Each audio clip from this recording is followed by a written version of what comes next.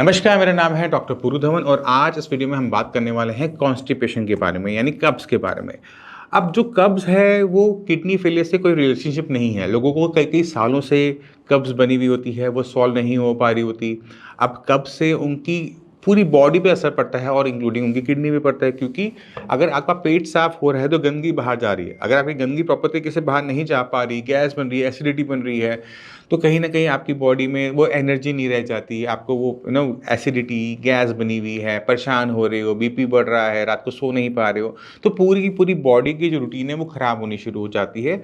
तो कुछ केसेस में, बहुत एक्सट्रीम केसेस के अंदर हमें देखने को मिलता है कि कॉन्स्टिपेशन पेशेंट को बहुत लंबे टाइम से आ रही थी, बीपी शूट अप होने लगा। अब बीपी का रिलेशनशिप आप कॉन्स्टिपेशन से बना भी सकते हो, नहीं भी बना सकते हो, बट इस कॉन्स्टिपेशन को दूर करना हर पेशेंट के अंदर ज़रूरी होता है, चाहे आप किडनी फेलियर के पेशेंट हैं या नहीं हैं। अब अक्सर कॉन्स्टिपेशन की बात होती है तो पेशेंट जाता है, क्या कहता है, डॉक्टर साहब कॉन्स्टिपेशन है, दवाई डाल दो, है ना? हमेशा हमारी यही अप्रोच होती है, जो कि सही नहीं है।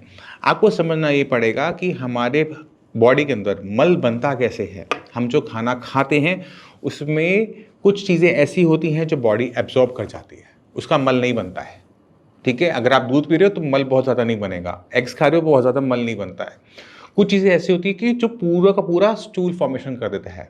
जैसे अगर मैं मान लो मैं एक गाजर खाऊँगा, तो गाजर पूरी की पूरी ऑलमोस्ट बाहर आती है। उसमें जो पोषक तत्व हैं वो थोड़े बहुत एब्ज़ॉर्ब होते हैं, बट जो फाइबर है, उसका रेशा है, वो पूरी तरह से बाहर आएगा। तो आपको समझना पड़ेगा हर चीज़ की कंपोज़िशन और वो किस तरह से हमारी बॉडी के साथ रिएक्ट करती है, किस तरह से वो इंटरैक्ट करती है। तो एक पेशेंट जिसको कॉन्स्टिपेशन हो रही है, अगर वो अपने खाने-पीने की में नज़र डाले, मैं आपको आइडिया देता हूँ वो पूरे दिन में खाता क्या है। सुबह दूध ले रहा होगा, साथ में ब्रेड ले रहा होगा, ठीक है? ब्रेड नहीं ले रहा होगा तो रोटी ले रहा होगा, प्लेन रोटियाँ ले रहा होगा। दोपहर में वो दाल-चावल ले रहा होगा, रात को दोबारा से वो घिया, तोरी, टिंडे की सब्ज़ी और साथ में वो रोटी ले रहा होगा। अगर आपकी डाइट ये है, तो आपको कॉन्स्टिपेशन बननी ही बननी है, क्योंकि ये नॉर्मल खाना है, सब खाते हैं। कुछ को कॉन्स्टिपेशन होती है, कुछ को कॉन्स्टिपेशन नहीं होती। अब इसमें कॉन्स्टिपेशन क्यों हो रही है, ये आपने दिमाग नहीं चलाया होगा। मैं आपको समझाता हूँ क्यों। क्योंकि इसके अंदर वेजिटेबल्स थी ही नहीं। सुबह आपने क्या खाया, ब्रेड, या फिर आपने ली रोटी, साथ में लिया आपने थोड़ा-सा दूध। दोपहर में खाया आपने दाल-चावल। ना दाल के अंदर हमारे कोई वेजिटेबल्स थी, ना चावल के अंदर हमारे को किसी टाइप की फाइबर था। उसके बाद रात को हमने दोबारा से रोटी खाई, साथ में हमने सब्ज़ी कौन-सी खाई, सब्ज़ी वो खाई जिसके अंदर जो फाइबर होता है वो बहुत थोड़ा होता है और वो सॉल्युबल होता है। तो बल्क फॉर्मेशन हो नहीं पाती स्टूल की, जिसकी वजह से पेशेंट को एक्स्ट्रा कॉन्स्टिपेशन बनी रहती है। तो हम क्या करेंगे कि सबसे पहले अपने खाने को चेंज करेंगे और खाने के अंदर जो रेशे की मात्रा है इनसॉल्युबल फाइबर की, वो लेके जाएँगे, जो कि स्टूल फॉर्मेशन करने में हेल्प करेगा। ठीक है? क्योंकि अगर मल बहुत ज़्यादा बन नहीं रहा ना, तो निकलता भी नहीं है, क्योंकि आप जो रोटी खाते हो इतने से पेड़ की बनती है, राइट? पेट में जाके वो इतना सा हो जाता है। दिन में अगर आप 6 रोटियाँ भी खा रहे हो ना, 8 रोटियाँ भी खा रहे हो, तो कितना सा बना? इतना सा मल बना। अब वो पूरा बाहर तो आएगा नहीं, थोड़ा सा भी अंदर रह गया, गैस बनाता रहेगा।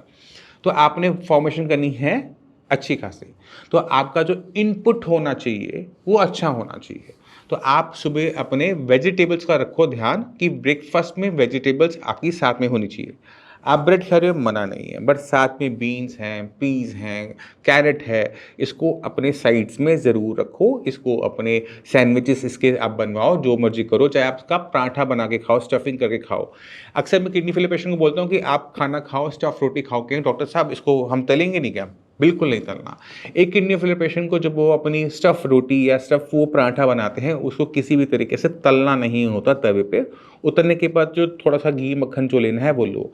बट आपने खाना ज़रूर खाना है, आपने मिस नहीं करना, क्योंकि अगर आपकी बॉडी में वीकनेस आनी शुरू हो गई, तो ये किडनी तो चली गई है, खराब हो ही रही है, बॉडी भी खराब होनी शुरू हो जाएगी, वेट लॉस करना स्टार्ट कर दोगे और उसके बाद जो डायलिसिस का रास्ता है वो भी बंद हो जाता है, जो ट्रांसप्लांट का रास्ता है वो भी बंद हो जाता है। तो किडनी को बचाने के चक्कर में कभी भी अपनी बॉडी की ताकत की, हेल्थ की आहुतियाँ नहीं देनी चाहिए। आप अपनी बॉडी को जब आप ताकत देते हो, आपकी किडनी को ताकत मिलती है, किडनी को ताकत मिलती है, किडनी काम अच्छा करती है, किडनी काम अच्छा करती है, किडनी यूरिया को बाहर निकाल देती है।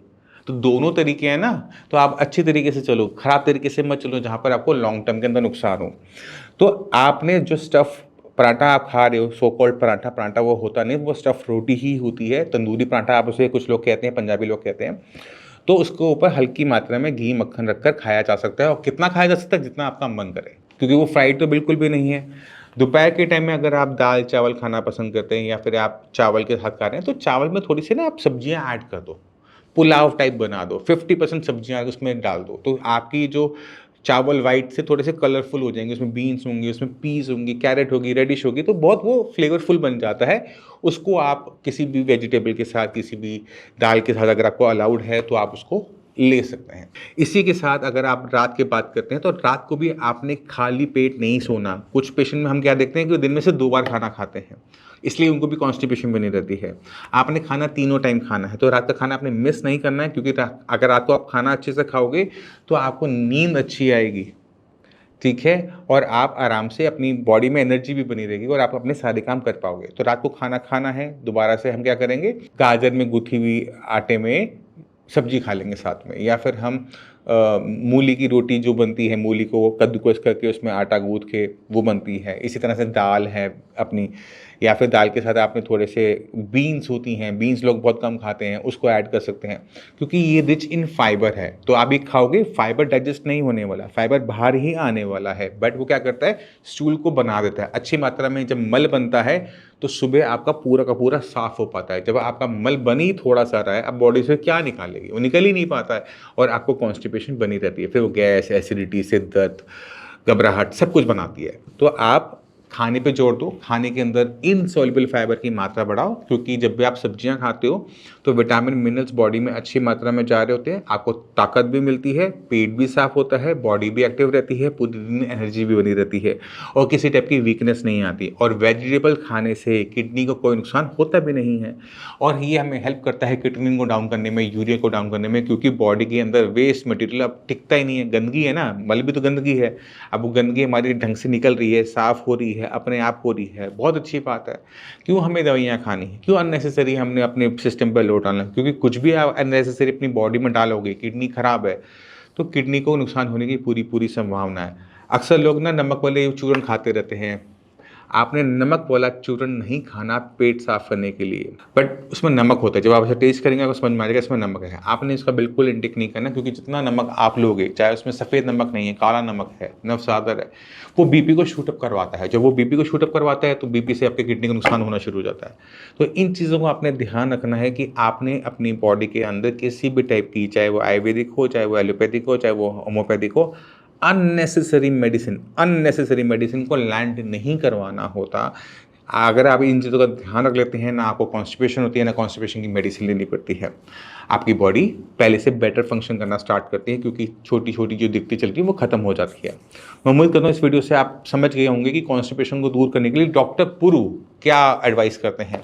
आपको अच्छी लगे तो प्लीज़ फॉलो कीजिएगा, और कोई भी डाउट रह जाए तो मैं आप आके भी मिल सकते हो, डॉक्टर की पूरी टीम है, उनसे भी बात कर सकते हो। इसी के साथ आपसे भी मैं चलने की आगे चाहूँगा। मिलते हैं अगली वीडियो में, तब तक के लिए नमस्कार।